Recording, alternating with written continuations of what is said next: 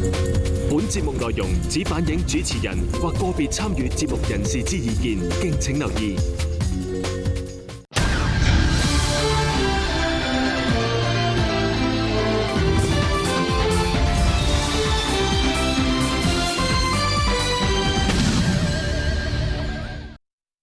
歡迎收睇 ATV 焦點。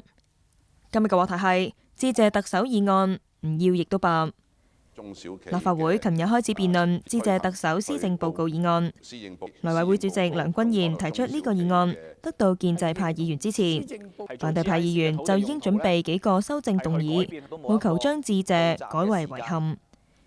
喺殖民政府時期，港督發表施政報告之後，橡皮圖章立法局通過致謝議案係傳統動作。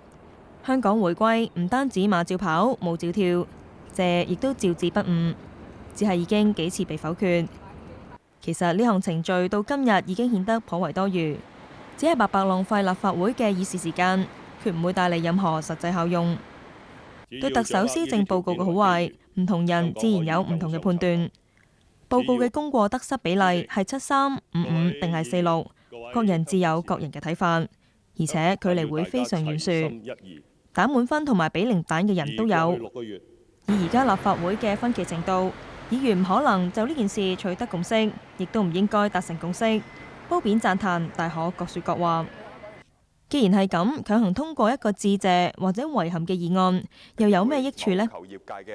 如果呢個議案經過冗長辯論，最後仍然遭到否決，所嘥嘅金錢、時間都成為白費功夫，又於事何補呢？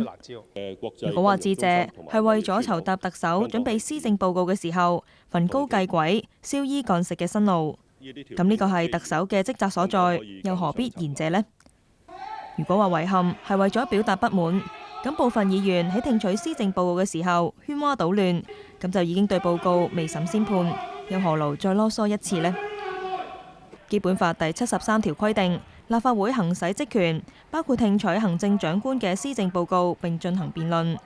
可以睇到，就施政報告進行辯論係議員嘅憲制責任，但基本法並冇規定必然要辯論致謝抑或遺憾。值得議員辯論嘅係具體政策，應該將報告中有爭議嘅政策羅列開嚟，邊一項有缺失，邊一項過咗頭，邊一項唔可行，邊一項適宜補充。大家儘管暢所欲言，辯個夠，又何必為咗一個空泛嘅致謝或者遺憾而費事失事呢？總之，辯論致謝特首施政報告議案係一個冇積極意義、冇實際效果、冇迫切必要嘅程序，唔單止唔能夠凝聚力量，而且徒增爭拗，完全係多此一舉。既然辯論只係花幾個鐘頭，雖然已經覺得無謂，但損失相對輕微，辯一辯亦都無傷大雅。